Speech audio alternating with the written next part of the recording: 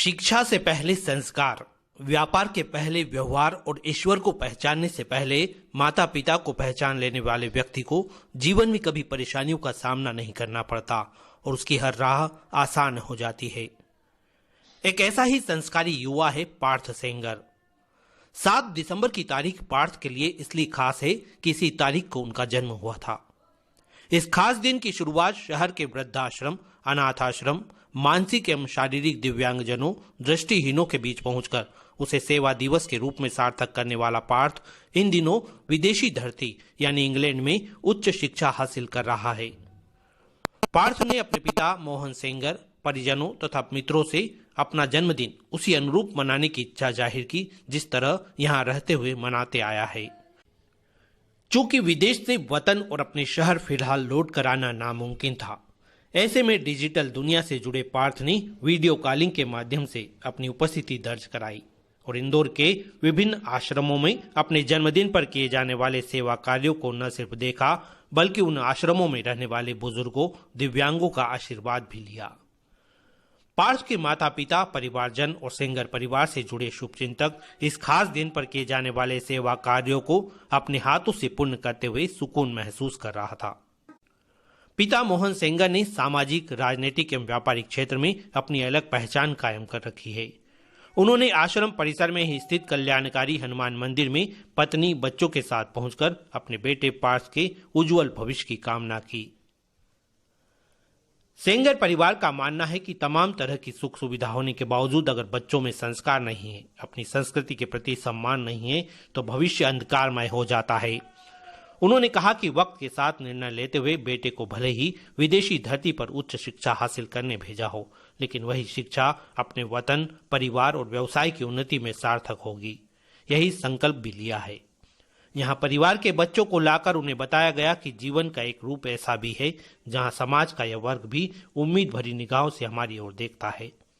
बच्चे खुश हुए कि उन्हें यह सब करने का सौभाग्य मिला।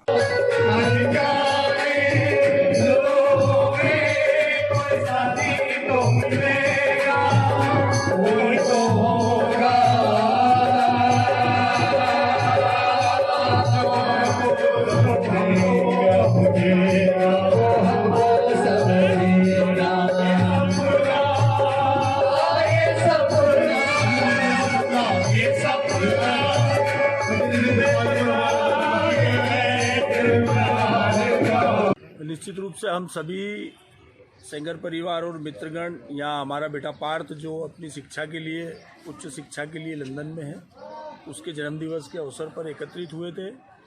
मूक बधिर बच्चों के बीच में, मेंटल रिटायर्ड बच्चों के बीच में, वृद्धा आश्रम में उनकी आवश्यकताओं की जानकारी लेने के पश्चात सेवा कार्य के लिए हम सब लोग यहाँ पर आए थे और बड़ा ही मन को अच्छी अनुभूति हो रही है कि ऐसे लोग जो कहीं ना कहीं समाज में, जिनको दूसरे सामान्य लोगों की आवश्यकताएं होती हैं, उनके बीच रहना उनको अच्छा लगता है।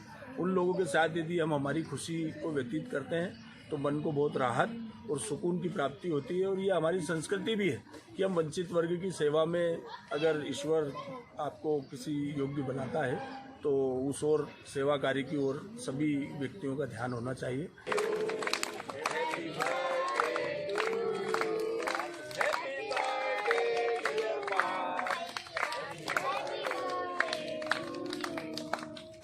साक्षी है और मैं आपको बताना चाहती हूँ, मेरे पार्थ भैया का आज बर्थडे है। वो मुझसे बड़े भाई हैं पर वो अभी यहाँ मौजूद नहीं है।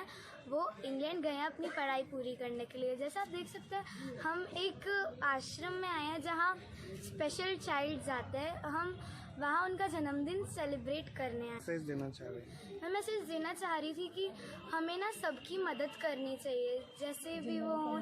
जिन लोगों को हमारी ज़रूरत है उनको हमें हमेशा मदद करनी चाहिए और हमें उनका मजाक नहीं उड़ाना चाहिए और हमें अच्छे से उनसे व्यवहार भी करना चाहिए। बहुत बढ़िया, बोले।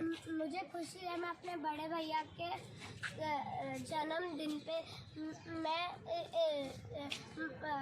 मेंटल रिटायर्ड के लिए बच्चों को बांटने के लिए आया हूँ और हमने ब्लाइंड लोगों को या फिर कान ठेर जो बोल नहीं सकते, जो सुन नहीं सकते, उनको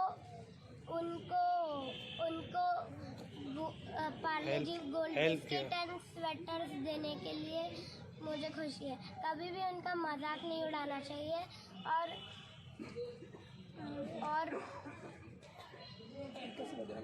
कैसा और उनका सम्मान करना चाहिए।